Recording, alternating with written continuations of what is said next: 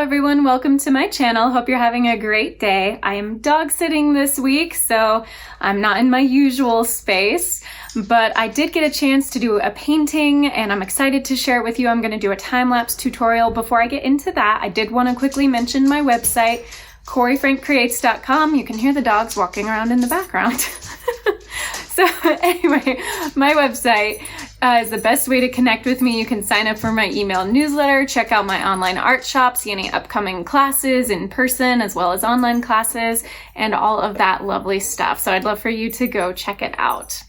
All right, I am going to show you a time-lapse tutorial of a fairly simple painting I did of an American robin. I love painting birds, so this was just kind of a fun little piece that I did. I'll talk a little bit about my process. Sorry, getting distracted by dogs. Surrounded by 3 dogs. Anyway, so I will talk about the colors I use, kind of some sort of principles and tips, and walk you through my process for completing a painting like this. So without any further ado, I'm going to jump right in. So you can see I have a light sketch down of the robin already on my paper, and that is 140-pound Canson watercolor paper. And I mixed up my own sort of orange tone with cadmium red light and cadmium yellow. And I'm just very quickly laying in some light tones here, just some washes of color on the stomach. And then the beak, I just used pure cadmium yellow. And now I'm starting to fill in some of the details. I am using I believe that is my size 0 round brush. It's a very, very fine point, so I can fill in itty bitty areas with just that require a lot of detail. So I can really finesse it in there with that super fine point. Very, very helpful to have a detail brush like that. And now I'm back to my size 12 round brush, which is great for filling in kind of those larger areas and some washes. You can tell it has a lot of bristles, so it can fill up with a lot of water and pigment, which is ideal when you just kind of want to loosely paint some things in. And then when I'm getting into some of those tighter areas, I switch back to a somewhat smaller brush. This is my size 6 brush.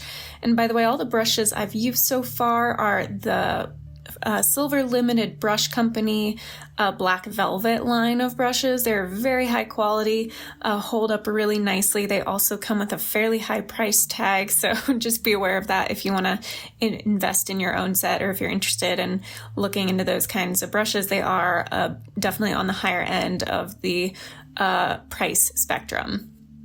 So using I believe this is either the size 6 still, size 6, and you can still use that for detail, which is great. So one of the really wonderful things about round brushes is that all of them come to a decent point. So even with those larger ones, you can still do a certain amount of detail. And then as you want to get more and more refined and fill in smaller areas, then you'll just keep going to the smaller brush. So again, for that loose work, this size 12 brush is ideal. Helps me not get too kind of wrapped up in some of those details. Allows me to lay in those washes, use that wet on wet technique, which involves laying down either water or already wet pigment and then going back over the top with more wet pigment, and you have a lot of your paints and tones that just kind of flow into each other and blend more easily, create a little bit of a gradient.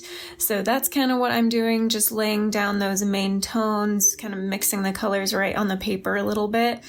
For most of these colors that I have been using on the main body of the bird, so like those dark kind of black looking colors, those are actually not pure black. For the most part, I am using sepia, which is an incredibly dark brown, as well as Payne's gray. It's one of my absolute favorite watercolor tones, and I use it a lot of time in place of black because when you get it really nice and opaque and thick, it's very, very dark.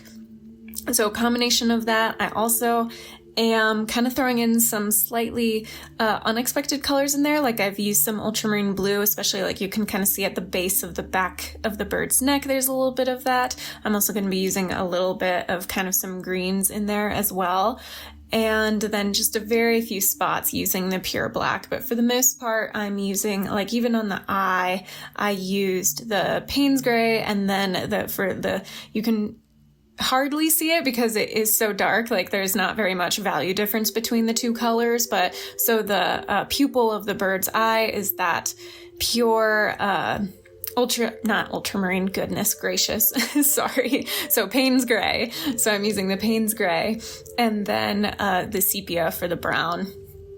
And then some of these more reddish brown tones, oops, sorry, there was a little bit of a gap there. I lost a little bit of footage while filming because the space filled up too much, but I didn't have enough space on my phone. So anyway, so that happened. So there's a little bit of a jump, but for those like kind of orangey reds that you see in there, I am using brown madder, which is so MADDER, which is actually more of kind of this reddish brick color. I'm also using some burnt sienna, which is a very orangey rust brown and really beautiful. I added a lot of that color for kind of the darker portions of the feathers on his breast and belly.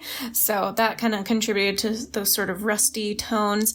And now I'm really just working very loosely to paint this branch that the bird is perching on. And a lot of Payne's gray, sepia, that brown madder you can see. Again, it looks very red. It's like a rusty red, I think of a brick color when I see it on paper. So using that, as well as a little bit of ultramarine blue in there. I've also kind of in a couple of spots strategically used just some burnt umber, which is a very kind of middle of the road brown. It's not too warm, like it's not really orangey, but it's not too cool. It doesn't have a lot of gray in it, so just kind of right in the middle. And finally, as I'm starting to get to sort of the end of this painting, it's really fun to use just a light wash in the background kind of after you've painted the main figure to sort of pop everything forward. And that is kind of what the intent of this was using that hooker's green to just kind of like, especially around the head where there's those lighter areas with the beak and the sort of throat right underneath, just putting that pop of color in the background really helped push the bird forward a bit and sort of set it, grounded it into some sort of setting. Like you can imagine probably some like leafy green trees in the background, and that just sort of hints at the setting. There was also in the reference image, which by the way, I haven't mentioned it, it's from unsplash.com. You can take a look at it. I have it linked in the description. They have copyright-free images there. So they also had some kind of reds in the background. And of course, I really enjoy just adding this fun, whimsical type of splooshy, splashy stuff. So I load up the brush with paint and pigment and flick it towards the page to get those droplets, and then add a signature. And almost always after I add a signature, I find a couple things that need to be just sort of refined and fine-tuned a little bit. So I did that, sort of bumped up the opacity on that beak a little bit, and also smoothed out some of the shading on that the green around the top of the bird's head, and also realized like some of the top of the head, those feathers need to be filled in a little more. So just those little final touches really bump it up to a finished piece, peeling off the tape, and there is the finished product.